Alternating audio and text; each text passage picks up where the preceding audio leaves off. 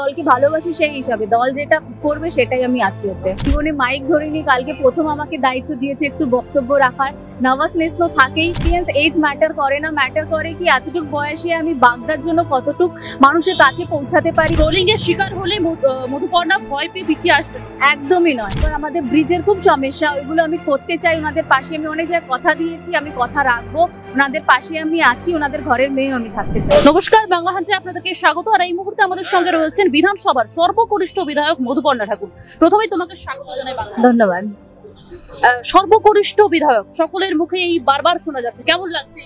খুবই ভালো লাগছে। মানে আমার হিসাবে যতটুকু আমার এক্সপিরিয়েন্স, এজ ম্যাটার করে না, ম্যাটার করে কি এতটুকু বয়সে আমি বাগদার জন্য কতটুক মানুষের কাছে পৌঁছাতে পারি, মানুষের জন্য কতটা করতে পারি, ওনাদের সেবা কতটুকু করতে পারি, সেটা ম্যাটার করে। মায়ের হাত ধরে একেবারে বিধানসভায় এলে, ঘুরে দেখলে সব বিষয়টা কেমন লাগছে? ভালোই লাগছে কি মা ডে ফার্স্ট থেকে যখন থেকে ক্যান্ডিডেট ঘোষণা হয়েছে তখন থেকেই আমার মা আমার পাশে রয়েছে। মাই আমাকে বুঝাচ্ছে সবকিছু। কোথায় নার্ভাস যখন হয়ে যাচ্ছি তো মা আমাকে সাহস দিচ্ছে। তো মা ছাড়া কিছুই না, আমি মা আছে তাই আমি আছি।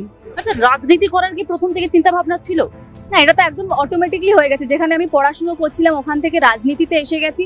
দেখতে গেলে হিসাবে হ্যাঁ, আজকে নয় কালকে আমার আসতেই হতো। কারণ কি প্রথম আমার দাদু থেকেই রাজনীতি চলে আসছে। ঠাকুর বাড়িতে আমার বাবা ছিল, আমার মা আছে, তো অটোমেটিকলি আমার আসতেই হতো। রক্তে রাজনীতি আছে আমাদের। আচ্ছা, পড়াশোনার কথা বলছো, পড়াশোনা কি আরো দীর্ঘায়িত করার ইচ্ছা? একদম। আমি এমএসসি করছি, আমি আগে পিএইচডি করার অবধি আমার ইচ্ছা আছে। আমি এগুলো করবো, সাথে সাথে এটাও চলবে আমার। রাজনীতি পড়াশোনা কোনো দিকে ডামাডোল হওয়ার চান্স আছে? একদমই নয়। দুটো ব্যালেন্স করে তো চলতে পারে। মানুষের জীবনে কত কষ্ট, যেখানে আমি এত বড় একটা অপরচুনিটি পাচ্ছি, দুটোকে আমি ব্যালেন্স করে আমি চলতে পারবো। গতকাল আমরা দেখলাম 21শে জুলাইয়ের যে মঞ্চে, সে মঞ্চ থেকে তোমাকে বক্তৃতা রাখতে ভয় লাগছিল? একদমই। প্রথমবার এত মানুষের সামনে কথা বলা, জীবনে মাইক ধরিনি, কালকে প্রথম আমাকে দায়িত্ব দিয়েছে একটু বক্তব্য রাখার।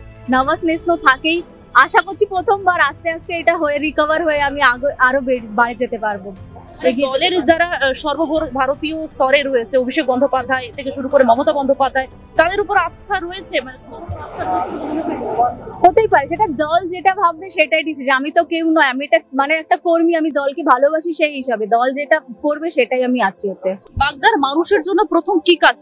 বাগদা যখন আমি ফার্স্ট মানে ক্যান্ডিডেট হয়ে যখন বাড়িতে গেছিলাম, ওখানে রাস্তা, তারপর আমাদের ব্রিজের খুব সমস্যা, ওইগুলো আমি করতে চাই। ওনাদের পাশে আমি অনেক জায়গায় কথা দিয়েছি, আমি কথা রাখবো।